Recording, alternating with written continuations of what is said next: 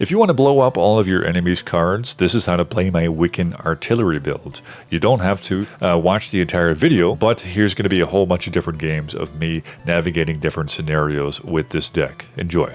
So basically, this deck is based on the typical style of artillery deck, which is destroy all their cards, but usually those types of decks tend to use stuff like Sarah, or they'll also use cards like Magic, for example. And what they're doing is like, we're trying to extend the game or give myself more resources and energy so I can do what I need to do to make this deck strong, in a sense. And that's totally fine. I personally have tried those decks with that have Sarah and Magic and stuff like that. I find it to be significantly less reliable. So I opt to do this style, which utilizes Wiccan instead. I'm going to put this here and then this here. And really what you're going to get is a style of this build in which you can kind of be sneaky with it by using your Invisible Woman. So that the typical, best practice style is you essentially putting down Invisible Woman, followed by Wong, followed by Ironheart or Gambit, and then followed by Odin as well. And of course, if you have Odin and Gambit, you of course want to make sure that you have your Scorn in your hand, so as to allow you to keep destroying cards, if that makes sense. So, I mean, this is just going to be an easy win here.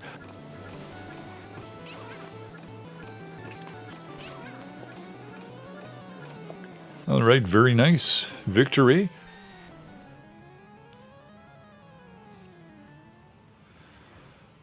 Oof, okay. So that's a situation to navigate here. So I'm going to be going to the right location. So for a 2-power card, middle location would, in retrospect, would have been better, but what can you do? Let's see if we can get a second card down at the same time that he does.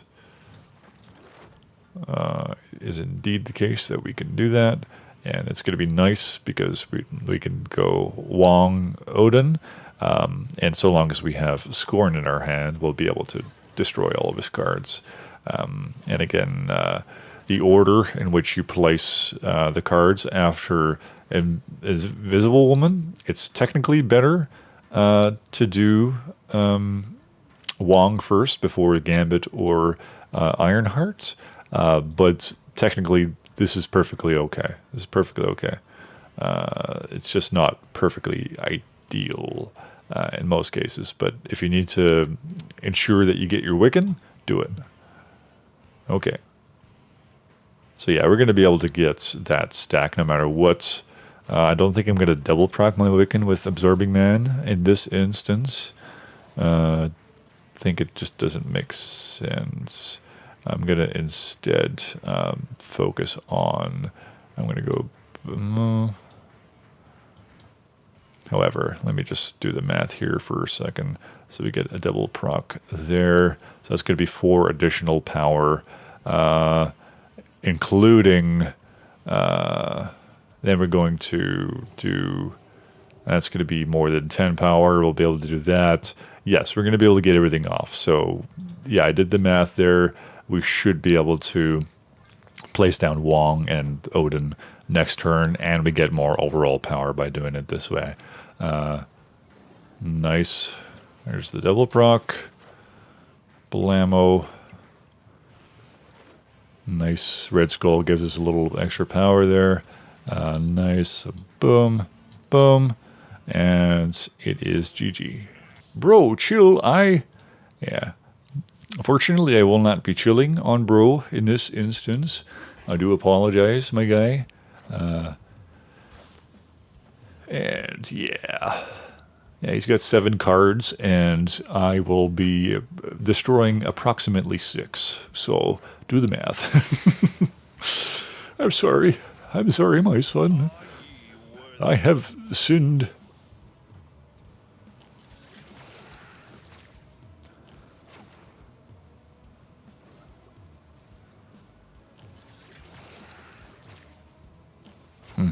Blep. I don't really like I don't really like the cards that this has been destroying so far, though. It's not great. Nice. Perfect. Very nice. And of course, you can, with this combo, you can destroy one additional card if you play Wong first, because then the first Gambit has a goes twice, if that makes sense. So you destroy one less card if you do Gambit first, or or you empower everything one last time if you put Ironheart first, for example. All right, let's play another game here, folks. So let's talk about some ideal scenarios. So ideal scenarios, especially early game. Let's see if any of that plays out as I'm talking about it. But it's going to be a hand with Quicksilver and Psylocke in it, because we're going to be able to get a Wiccan or Wong on turn 3, which is always really, really good. Atom Warrior, perfectly fine. That's perfectly fine. I like it. You know what? I'm going to let him do that. Yeah, I'm going to. So if he wants to start playing stuff on the feast location here, he can. And it's going to give me additional power. Or to give me additional energy. I don't really need the additional energy because I'm going to be wickening up in a second here. Boom. So if he wants to give me additional energy, that's perfectly fine. Him denying the Ana Warrior is perfectly fine. I have more than enough cards to kick his ass. And now I don't need to double proc Wiccan because we have Feast, so I'm going to go boom, boom, and we might even have enough energy by the end to do Gambit Odin. Let's try that. Yeah. And we're even going to snap because I'm pretty confident about this approach. Undead Mockingjay is going to get a real scare, I would imagine, but we shall see. Oh no, I'm screwed. Lip.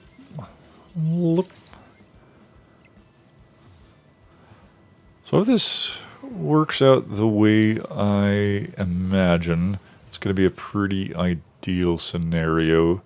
So I'm going to go boom, I'm going to go boom, and I can even place, yeah, I can even put a, I'm going to put a, really depends on where I want to focus my efforts. I'm going to do here. Yeah. Okay. Okay, this could be like one of the most powerful outcomes I've come upon in this video yet. If this works out, this is going to kind of be like and it's especially great because he goes first. So long as he doesn't like put a, I don't think he's going to have a Cosmo here or he might have an Enchantress. Okay, Galactus, that's fine. Yeah, we just win here. Galactus first. Ah. I just think that would have been very disrespectful and fun to see the Galactus get owned right off the bat. But yeah, the rest of the cards die, and we also just get everything powered up across the board here. Very, very nice. I think we accidentally probably hit the Vibranium at least once here, right? Nope. Not yet. And I mean, people get pretty pissed off about this strategy. Some of the reactions you get is so funny. Like people putting up an emote with like a screaming fella, you know. Come on, kill the Galactus. I just want it just for the satisfaction, please. Let me. I'm so sad. My day is. I like this guy. All right, yeah, this guy's a good sport. I like him. I did Mockingjay. Good guy. So this is, I call this the harassing strategy. This is great for if you see a potential for these decks to kind of progress. Obviously, we had got really good shit in our hands, and we're going to have to, it's going to burn something. But like, for example, this is really good with like the Cerebro decks that largely like base their strategy around like putting out some weak cards and kind of being passive, and then they eventually bring out the Cerebros. When you just like break their cards like this one after the other early on, it just completely destroys their mental, and then a lot of them just end up surrendering. Like if I destroyed this next one and like if Human Torch is dead, like that could be the pinnacle, like yeah, there we go. That could be like the very centerpiece of his strategy in a sense, and this could very much piss him off. And of course we have, we're going to be able to do this here, which is nice.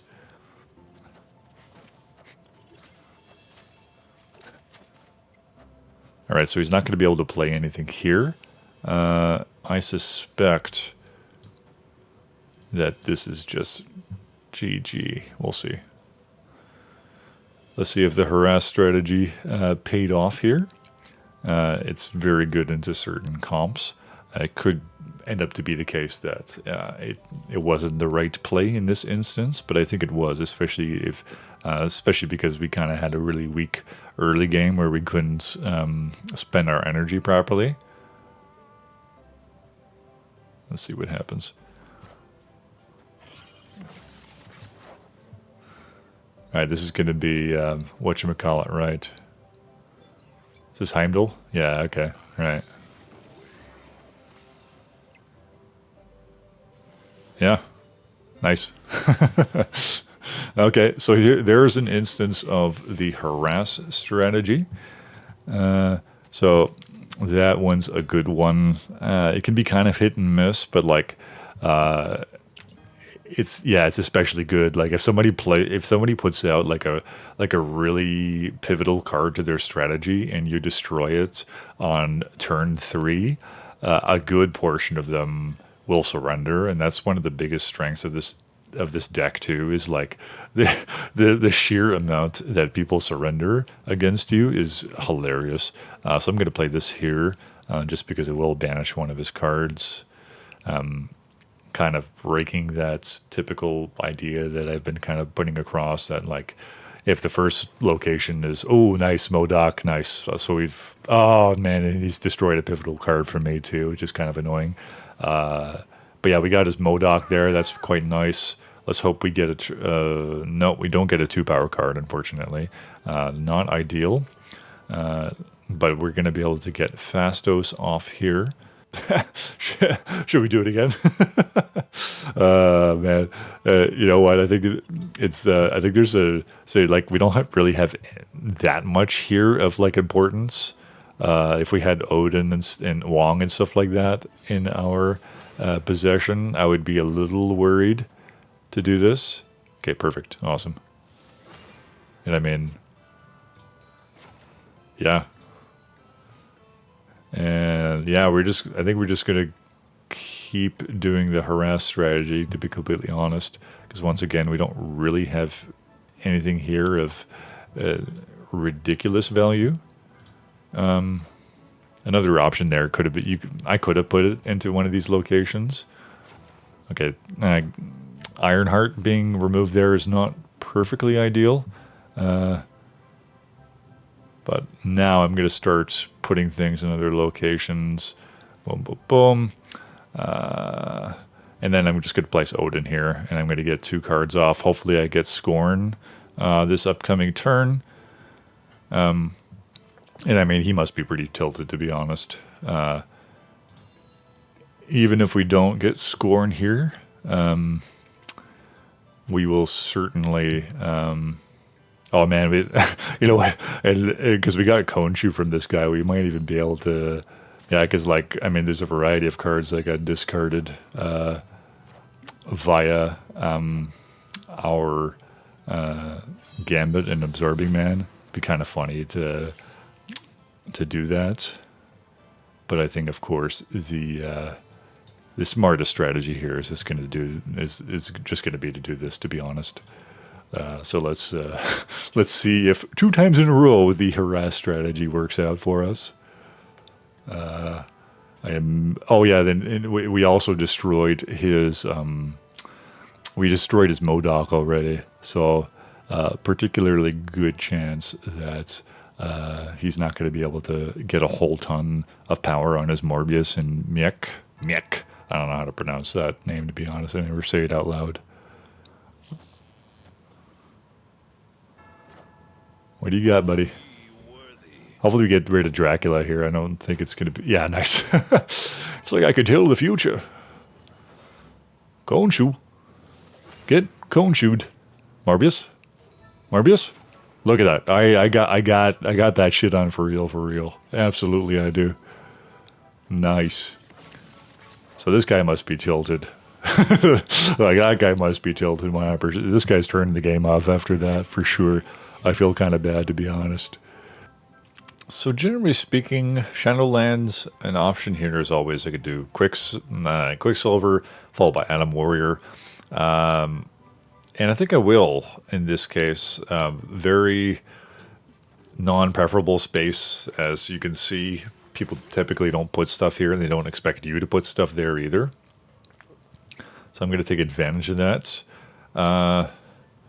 And I mean, we can even, we could do Psylocke, Absorbing Man, or hope for a Wiccan.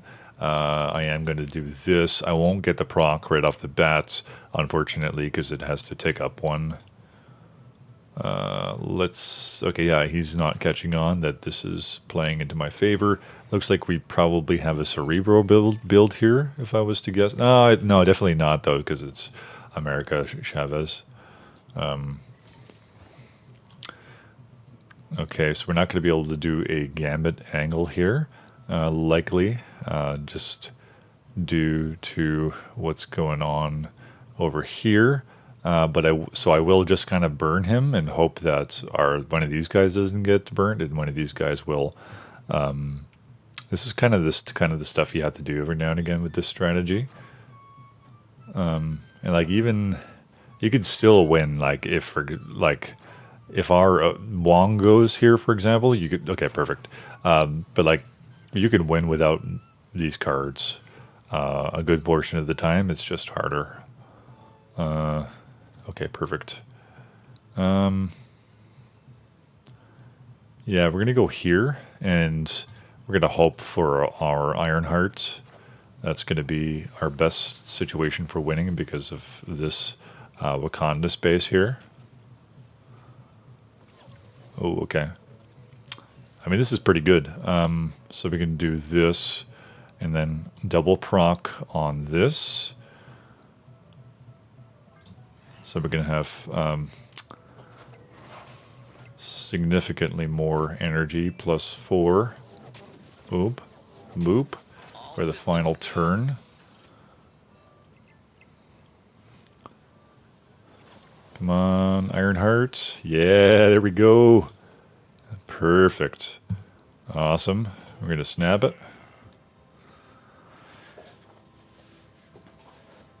I've faced this guy a bunch, actually. Frumus Bandersnatch. He comes up in my games a lot. Hi, Elo. Hi-ish, Elo. Snap is just like realizing that you're running into a lot of the same people over and over. It's pretty interesting. I think I'm probably going to fast forward through some of this, starting... You already know that I won